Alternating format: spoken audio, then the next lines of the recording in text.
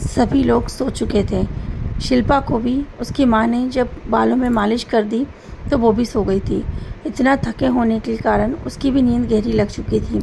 आज पहली बार ऐसा था कि उसने उठकर एक बार भी वाणी के रूम में जाकर देखा ही नहीं था कि वो ठीक से सोई कि नहीं। लेकिन यहाँ मनीषा को मालूम था कि वाणी को नींद में चलने की आदत है और उसकी भी आदत थी बार बार देखने की। इसलिए मनीषा एक बार उठी और जाकर बच्चों के कमरे में देखा। उसने देखा दोनों बहनें बहुत ही अच्छे से सो गई थीं और उनकी बहुत गहरी नींद लग चुकी थी। तभी मनीषा की नज़र वहाँ पड़े कुछ कागज़ पर गई। उसने उन कागज़ों को देखा कि उस कागज़ पर वाणी ने कुछ ड्रॉ करने की कोशिश की है। तो वो उन कागज़ों को देखने लगी और हैरान होने लगी कि ये क्या है, आखिर वाणी बनाना क्या चाह रही थी। तभी अचानक उसकी नज़र स्टडी टेबल पर रखी ड्राइंग बुक पर गई, जिससे मनीषा बहुत देर तक देखती रही। पलटते पलटते आखिर वो उसी पेज पर आ पहुंची जिस पर उसने उस नीम की पेड़ की तस्वीर बनाई थी। मनीषा ने जैसे ही उस पेड़ को देखा, अचानक उसे उस पेड़ में किसी आदमी की छवि दिखी, जिसे देखकर मनीषा एकदम चौंक गई और उसने डरकर उस डायरी को बंद कर दिया। और मनीषा यह देखकर एकदम घबरा गई। मनीषा सोच ही रही थी, तभी एकदम से मनीषा आया और उसने पीछे से उसके कंधे पर हाथ रख दिया। मनीषा एकदम से चौंक गई और डायरी उसके हाथ से गिर गई। उसके बाद मनीष ने कहा, क्या बात है, तुम इतनी परेशान और हैरान क्यों हो? मनीषा एकदम घबरा गई और कहने लगी, नहीं वो कुछ नहीं, वो मैं बच्चों को देखने आई थी और देखो ना बच्चे कितने अच्छे से सो गए हैं। मनीष ने कहा, वो तो मैं देख रहा हूँ, पर तुम इतनी घबराई हुई क्यों हो और तुम यहाँ इस तरह से क्या देख रही थी? मनीषा ने कहा, कुछ नहीं, वो यहाँ कुछ पेपर देखे नहीं पड़े हुए थे, मैं उन्हें ही साफ़ कर रही थी। फिर आप यहाँ क्यों, आप अभी तक सोए नहीं?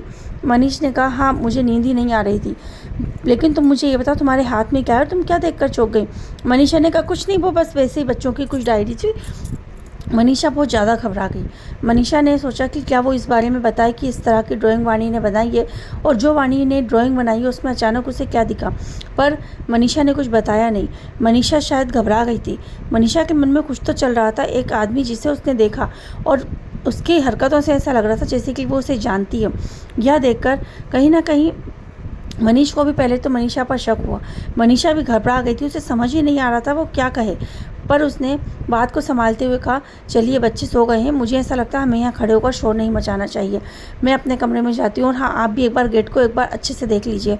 यह कहकर मनीष ने अचानक कहा, हाँ ठीक है, तुम सही कह रही हो, मैं गेट एक बार चेक कर लेता हूँ, तुम भी जाकर सो जाओ।